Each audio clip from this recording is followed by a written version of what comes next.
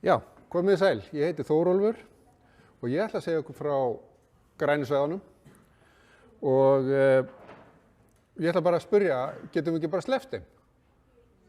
Væri þetta ekki bara fínt?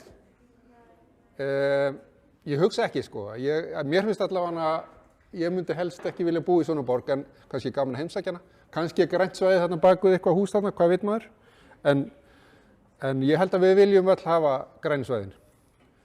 En hins vegar verðum við líka að hafa gróður á jörðinni því að ef við höfum ekki tré og gróður þá gætum við ekki bara lifað því að trén og gróðurinn gefa frá sér súrefni sem við þurfum til þess að anda að okkur.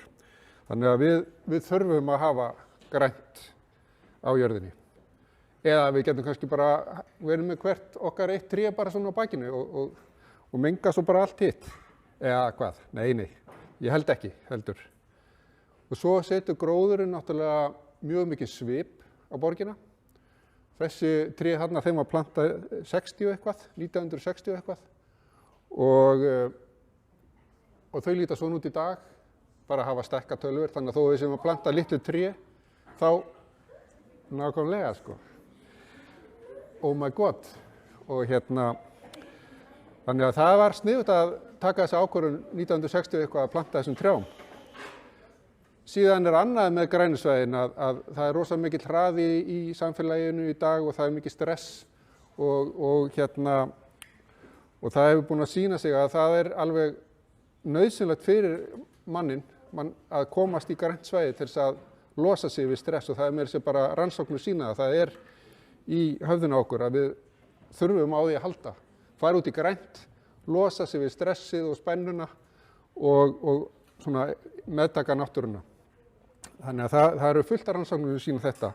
Meira sér til rannsóknir sem hafa verið gerðar á fólki sem er á spítala og bara við það að sjá tré út gluggann og það hjálpar fólkinu að batna fyrr. Nú, við þurfum náttúrulega að hafa alls konar grænsvæði, fjölbreytt svæði, við viljum gera alls konar út í grænusvæðunum.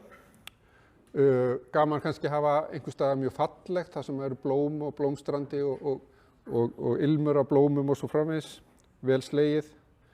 Eða þá bara svona meira náttúra, eins og þetta í Elliðaárdalnum, þetta svona náttúra í borg, þar sem að blanda saman alls konar gróður, líka ágenga tegundir jafnvel, en þetta verður svona ein stór skemmtileg súpa.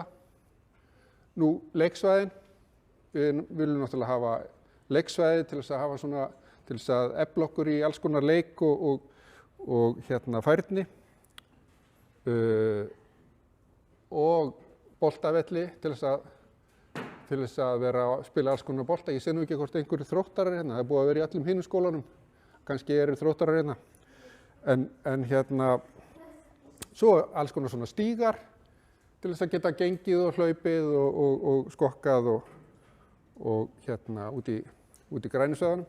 Og það er búið að vera mikið af snjó og það er náttúrulega frábært að hafa einhvers staðar brekkur sem hægt er að renna þegar kemur snjór. Og svo útikennsla, það er hægt að fara út og vera með kennslu. Ég veit ekki hvort að þið eru í því hérna í þessum skóla en það er í mörgum skólum að þá er farið út í eitthvað grænt svæði og kennt. Nú svo er bara að sitja bara á bekk og bara láta líða úr sér stressið og finna straumana frá græna svæðinu.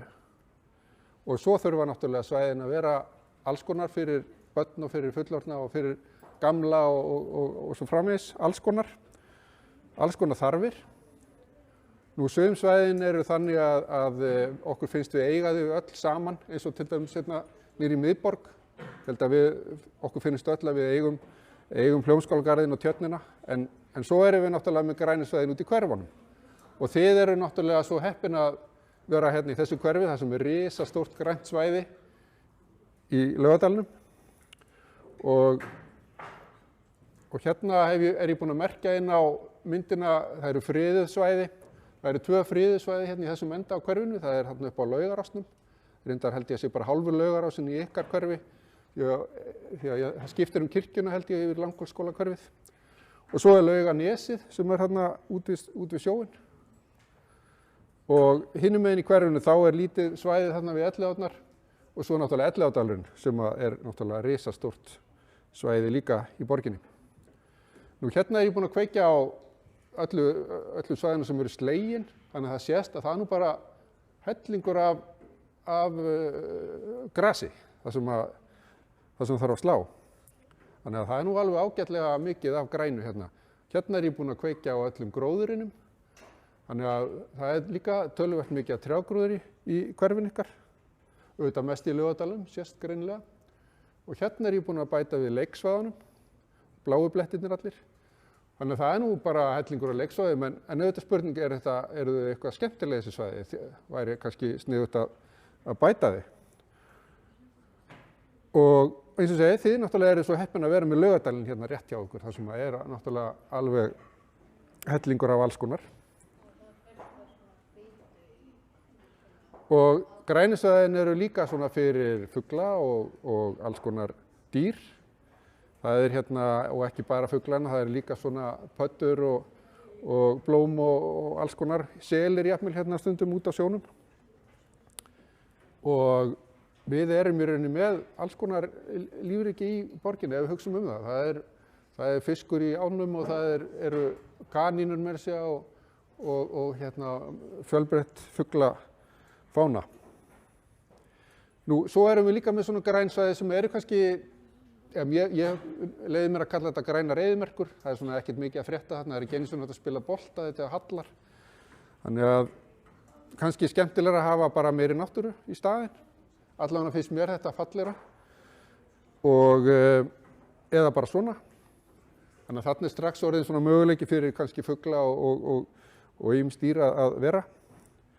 Nú við erum með Laugarásin eins og ég nefndi, hann er svona náttúrusvæði líka, þarna efst upp á Laugarásnum. Og Laugarnesið sem er hérna út við sjóinn, þar er líka fjara og náttúrusvæði.